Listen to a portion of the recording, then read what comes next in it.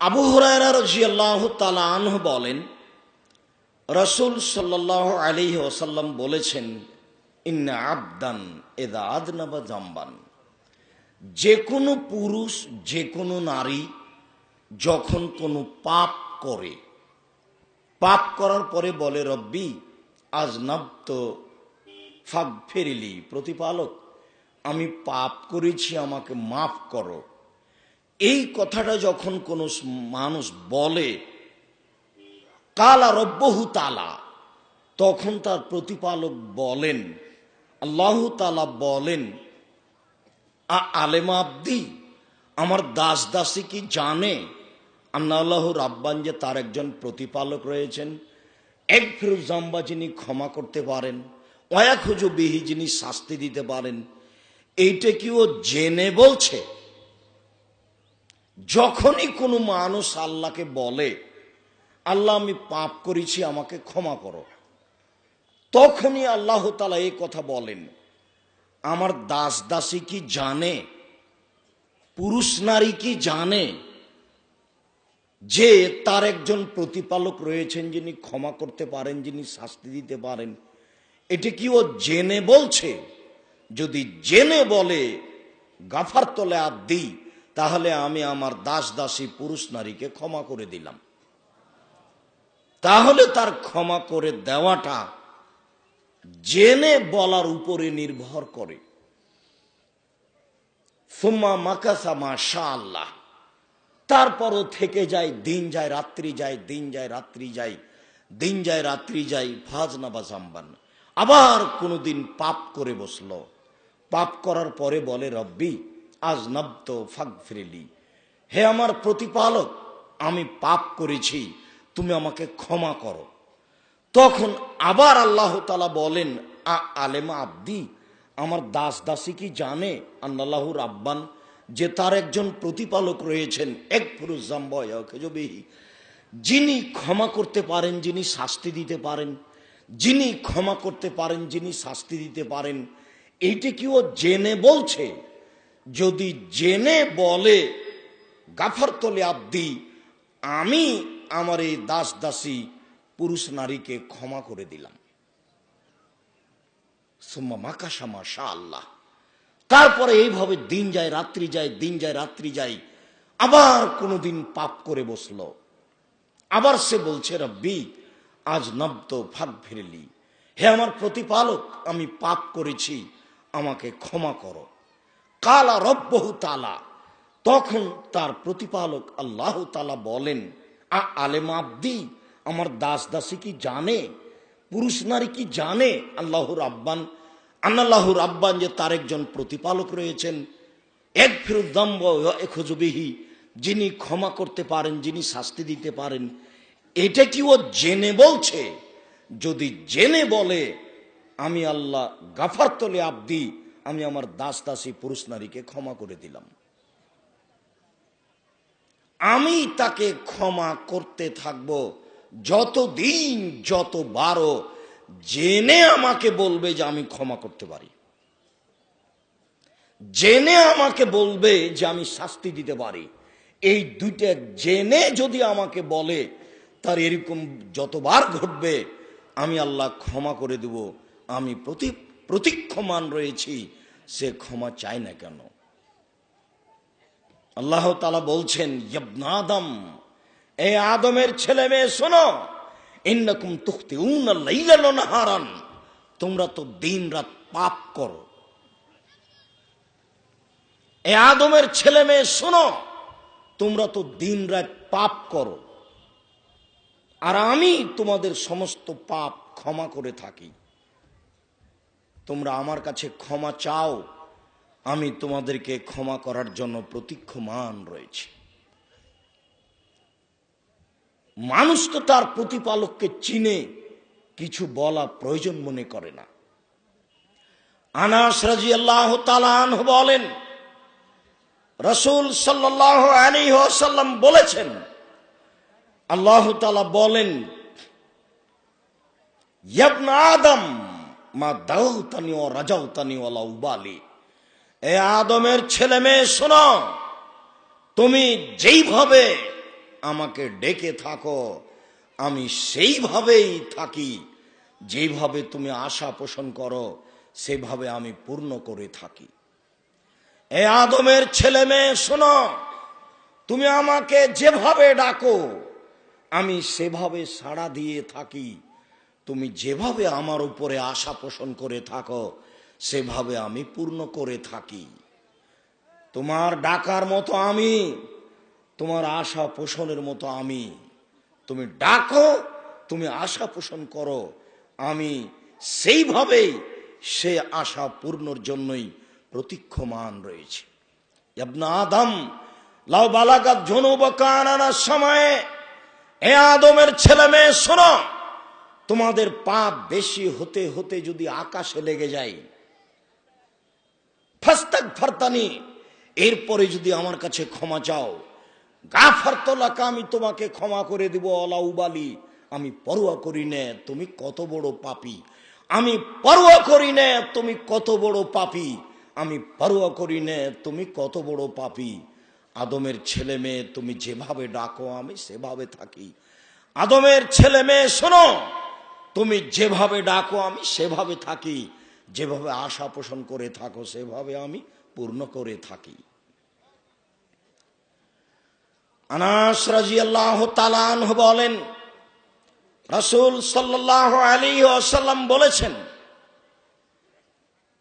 রাসূল সাল্লাল্লাহু আলাইহি ওয়াসাল্লাম একদা খুতবা দিলেন, এরকম বৈঠকে বক্তব্য দিলেন। তিনি বলছেন, মা সামিতু মিসলা হাকাত, এত গুরুত্বপূর্ণ বক্তব্য আমি কোনোদিন শুনিনি। সেই দিন রাসূল সাল্লাল্লাহু আলাইহি সাল্লাম এমন বক্তব্য দিলেন যেমন বক্তব্য আমি কোনোদিন শুনিনি। তিনি বক্তব্যে বললেন, লাউ তা'লামুনা মা আ'লামু লাবাকাইতুম কাসীরা ওয়া লাযাহিকতুম কালীলা। পৃথিবীর মানুষ, তোমরা যদি আল্লাহকে চিনতে আমি যেভাবে চিনি, তোমরা যদি আল্লাহকে জানতে আমি যেভাবে জানি। এ আদমের ছেলে মেয়ে শোনো, তোমরা যদি আমাকে চিনতে, মুহাম্মদ সাল্লাল্লাহু আলাইহি সাল্লাম বলেন, পৃথিবীর মানুষ তোমরা শোনো, তোমরা যদি আল্লাহকে চিনতে আমি যেভাবে চিনি, তোমরা যদি আল্লাহকে জানতে আমি যেভাবে জানি, লাবাকাইতুম কাসীরা ওয়া লাযাহিকতুম কালীলা, তাহলে তোমরা বেশি বেশি কাঁদতে, কম কম হাসতে। তাহলে আমরা ছেলে মেয়ে নিয়ে, আহাল পরিবার নিয়ে, অর্থ সম্পদ নিয়ে দিন কাটাই, হাসি খুশিতেই দিন কাটাই, কান্নাকাটি করার মতো কোনো সময়, কোনো পরিবেশ করতে পারি না। রাসূল সাল্লাল্লাহু আলাইহি সাল্লাম বলেন, তোমরা যদি আমার মতো চিনতে, তোমরা যদি প্রতিপালককে আমার মতো জানতে, তাহলে বেশি বেশি কাঁদতে, কম কম হাসতে। এই বক্তব্য শুনে ফাগাত্তা আসহাবু রাসূলিল্লাহ সাল্লাল্লাহু আলাইহি সাল্লাম ওয়াজহুহুম লাহুম খানিন, তারা তাদের কাপড় দিয়ে মুখমণ্ডলকে ঢেকে নিলেন, মাথা নিচু করে কাঁদতে লাগলেন। রাসূল সাল্লাল্লাহু আলাইহি সাল্লামের এই কথাই সামনাসামনি। সম্মানিত দিনী ভাই বোন, আমি আপনাদেরকে আল্লাহর দরবারে সময় সাপেক্ষে 2 রাকাত সালাত আদায় করে কান্নাকাটির জন্য মাঝে মধ্যে বলে থাকি, যা প্রয়োজন। আবু হুরায়রা রাদিয়াল্লাহু তাআলা আনহু বলেন, রাসূল সাল্লাল্লাহু আলাইহি ওয়াসাল্লাম বলেছেন, সালাসাতুন মুনজিয়াতুন সালাসাতুন মুহলিকাতুন, 3টি কারণে মানুষ জান্নাত থেকে বেঁচে যায়, 3টি কাজে মানুষ জান্নাত পেয়ে যায়, 3টি কাজে মানুষ ধ্বংস হয়ে যায়, 3টি কাজের কারণে মানুষ জাহান্নাম চলে যায়। এক, তাকওয়াল্লাহ ফি সিররি ওয়াল আলানিয়া, গোপনেও আল্লাহকে ভয় করতে হয়, প্রকাশ্য আল্লাহকে ভয় করতে হয়। কেউ যখন নেই তখন মানুষ মনে করে পাপ করা সহজ, কে যখন আছে তখন মানুষ মনে করে পাপ করা সহজ নয়। যদিও অনেক পাপ মানুষ প্রকাশ্যেই করে থাকে, সুদ ঘুষের মতো পাপ মানুষ প্রকাশ্যেই করে, সামাজিক ভাবেই করে। কত পাপ রয়েছে তা মানুষ প্রকাশ্যে করতে চায় না, গোপনে করে। রাসূল সাল্লাল্লাহু আলাইহি ওয়াসাল্লাম বলেন, যারা আল্লাহকে ভয় করে, ভিতরে আল্লাহ ভীতি নিয়ে আসতে চাই, তারা যেন প্রকাশ্য আল্লাহকে ভয় করে, তারা যেন গোপনে আল্লাহকে ভয় করে। এই তিনটির একটি যদি করে তাহলে বেঁচে গেছে, ও জান্নাত পাবে। 2, অকাউলুল হককে ফিস সাখাতে ওয়ার রেজা। পরিস্থিতি জটিল হলেও সত্য কথা বলে যে, পরিস্থিতি সহজ হলেও সত্য কথা বলে যে, সেই বেঁচে গেছে, সে জান্নাত পাবে।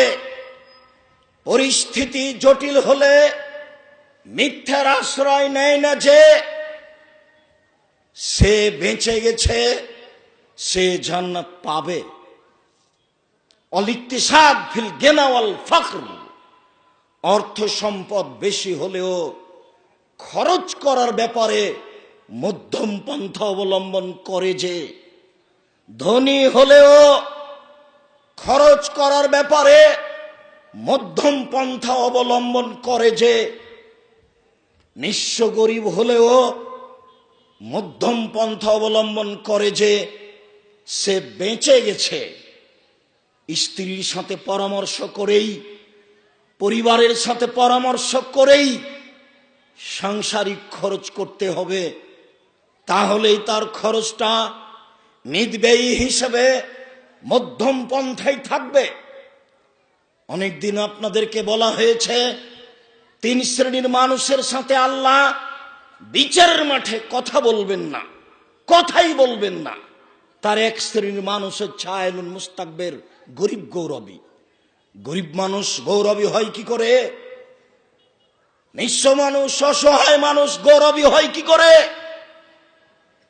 তখন আমি বলেছি, গরিব মানুষ, তাকে বাজারে কম দামের মাছ কিনতে হবে, সে বাজারে গিয়ে বেশি দামের মাছ কিনেছে, সে তার সংসার কুলাতে পারবে না, কর্জ নিতে হবে, কর্জের চাপে এলাকা ছেড়ে দিবে। এক সময়ে ভ্যান নিয়ে এখানে রিক্সা নিয়ে দাঁড়িয়ে আছে, আমি বললাম চলো একটু বাজারে, ও বলছে এখন আমি যাব না।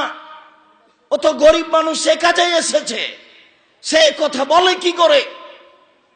বৃষ্টিতে পাকা ধান নষ্ট হয়ে যাচ্ছে, আমি পাড়ার গরিব মানুষকে বললাম ধানগুলি কেটে দাও, ও বলছে 2 দিন কাজ করব না।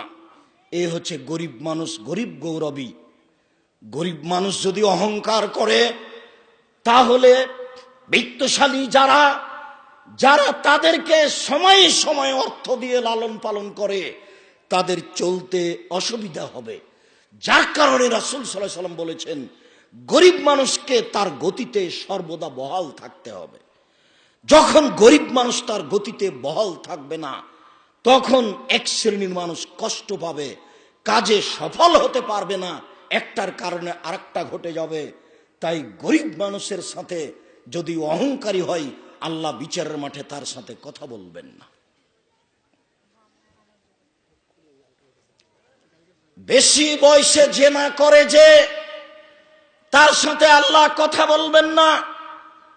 মিথ্যে কথায় দায়িত্ব পালন করে যে, তার সাথে আল্লাহ কথা বলবেন না।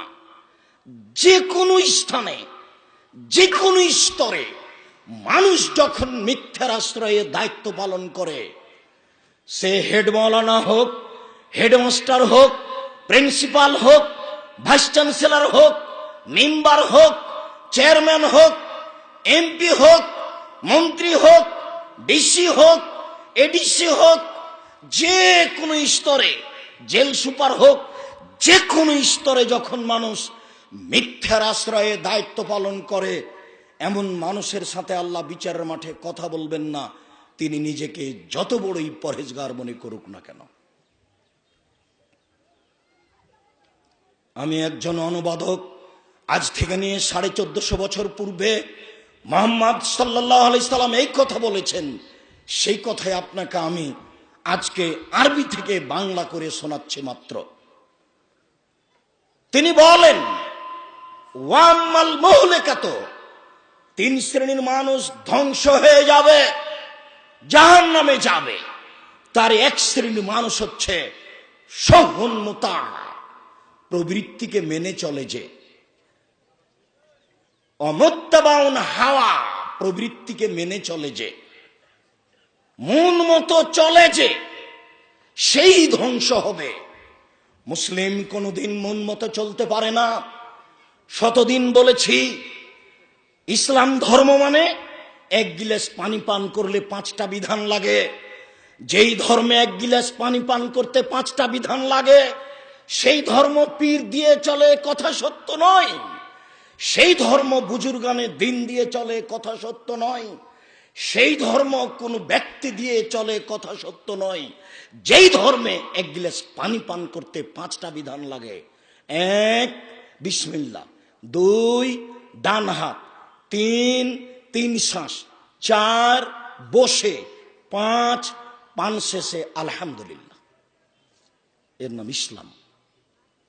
মানুষ তার ইচ্ছা মতো চলতে পারে না। রাসূল সাল্লাল্লাহু আলাইহি সাল্লাম বলেন, হুজবাতিন নার বিশাওয়াত ও হুজবাতিল জান্নাত বিল মাকারিহ, মন মতে চলে যে জাহান্নামে যাবে সে, ইচ্ছা মতো চলে যে জাহান্নামে যাবে সে। ত্যাগ তিতিক্ষা করে মনের বিরোধিতায় চলে যে জান্নাতে যাবে সে। যেই দিন আল্লাহ তাআলা জাহান্নাম সৃষ্টি করলেন, তৈরি করলেন, সেই দিন আল্লাহ জিবরাইলকে বললেন, জিবরাইল ইযহাবিলান নার ফানজুর ইলাইহা, জিবরাইল তুমি জাহান্নামের নিকটে যাও, জাহান্নামকে দেখো। ফাযাহাবা ফানাযারা ইলাইহা, জিবরাইল জাহান্নামের নিকটে গেলেন, জাহান্নামকে দেখলেন, দেখে এসে বলছেন, ওয়া ইজ্জাতিক ওয়া ইরতিফাকি মাকানিক, তোমার মর্যাদার কসম, তোমার সম্মানের কসম, তোমার ইজ্জতের কসম, হায় হায় হায় হায় করেছো কি? একদিকের আগুন আর একদিকের আগুনকে ঝাপটা মেরে ধরে খায়, এখানে কি মানুষ যাবে? এটি কি মানুষ থাকার জায়গা? তোমার সম্মানের কসম করে বলছি, তোমার ইজ্জতের কসম করে বলছি, এই জাহান্নামে কেউ যাবে না, কেউ যেতে চাইবে না। আমার আল্লাহ তাআলা জিবরাইল, আবার জিবরাইলকে বললেন, জিবরাইল যাও, তুমি এবার জাহান্নাম দেখে আসো। ফাযাহাবা ইলান নার ফানাযারা ইলাইহা, জিবরাইল জাহান্নামের নিকটে গেলেন, জাহান্নামকে দেখলেন, দেখে এসে বলছেন, তোমার মর্যাদার কসম, তোমার সম্মানের কসম, তোমার ইজ্জতের কসম, লায়েব কাহাদুন ইলা দাখালাহা, বাকি থাকবে না কেউ, সবাই জাহান্নামে যাবে। জাহান্নামে যাবে না এমন কি কেউ আছে? কথা উল্টিয়ে দিলেন সম্পূর্ণ। হাদিস বুখারী মুসলিম, জিবরাইল সম্পূর্ণ কথা উল্টিয়ে দিলেন। তিনি বলছেন, জাহান্নামকে মনের ইচ্ছা দ্বারা ঘেরা আছে। আদমের ছেলে মেয়ে কি মনের ইচ্ছার বাইরে চলতে পারবে? মন চাচ্ছে দোকানে বসে আড্ডা পিটে মানুষের বদনাম করি, মন চাচ্ছে একটু সুদ ঘুষ খাই, মন চাচ্ছে প্যান্টটা একটু টাকনোর উপরে নিচে রাখি, যখনই প্যান্ট কেটে টাকনোর উপরে করি, স্ত্রী মেয়ে বলে, আব্বু ঠ্যাঙ্গা ঠ্যাঙ্গা লাগে, এটা মানা যায় না। মন চাই মানুষের বিরুদ্ধে কথা বলি, মন চাই সুদ ঘুষ খাই, মন চাই জেনা ব্যভিচারে থাকি, মন চাই নিঃস্ব মানুষকে তার স্থান থেকে সরিয়ে দিই। যারা বিত্তশালী তারাই সমাজে থাকবে। মানুষের মন যেটা চাই সেটাই যদি মানুষ করে তাহলে সে জাহান্নামে যাবে। জিবরাইল বলতে চাইলেন, আল্লাহ আদমের ছেলে মেয়ে কি মনের বিরোধিতা করতে পারবে? জিবরাইলের ধারণায় আদমের ছেলে মেয়ে মনের বিরোধিতা করতে পারবে না, অতএব তারা জান্নাতে যেতে পারবে না, সবাই জাহান্নামে যাবে। এ কথা জিবরাইল জাহান্নাম পরের বারে দেখে এসে বলল। রাসূল সাল্লাল্লাহু আলাইহি সাল্লাম বললেন, পৃথিবীর মানুষ ধ্বংস হবে, তিনটি কারণে তার একটি হচ্ছে যখন সে মন মতো চলবে, দুই অহং সহুন্নতা, যখন কৃপণতাকে মেনে নিবে। কৃপণ মানুষ জান্নাতে যাবে না। আপনাদেরকে শতদিন বলেছি, এবাদতের জগতে সবচেয়ে শক্তিশালী ক্ষমতাধর পাওয়ারফুল এবাদত হচ্ছে দান। দানের চেয়ে শক্তিশালী এবাদত পৃথিবীতে নেই। হজ যদি মানুষ করে, যদি কবুল হয়ে যায়, তাহলে সে হয়ে যায় সেই দিনের মতো, সেই যে দিন সে জন্ম নিয়েছে, নিষ্পাপ হয়ে যায়। ভালো কথা। কিন্তু এই নেকি দিয়ে আর কারো উপকার করা যায় না। ইবাদতের জগতে সবচেয়ে দামি ইবাদত হলো সিয়াম, রোজা। এ দিয়ে আল্লাহকে খুব সন্তুষ্ট করা যায়, কিন্তু কারো উপকার করা যায় না। আল্লাহ ভীতি, আজকে যেই আলোচনা করছি, আল্লাহ ভীতি দিয়ে চোখের পানি এক ফোঁটা দিয়ে আল্লাহকে খুশি করা যায়, কিন্তু কারো উপকার করা যায় না। এটা যতই ভালো দামি ইবাদত হোক না কেন, নামাজ সালাত এ দিয়ে আল্লাহকে সবচেয়ে বেশি ডাকা যায়, সালাত দিয়ে আল্লাহকে সবচেয়ে বেশি ডাকা যায়, এই কথা ঠিক, কিন্তু আর একজনের উপকার করা যায় না।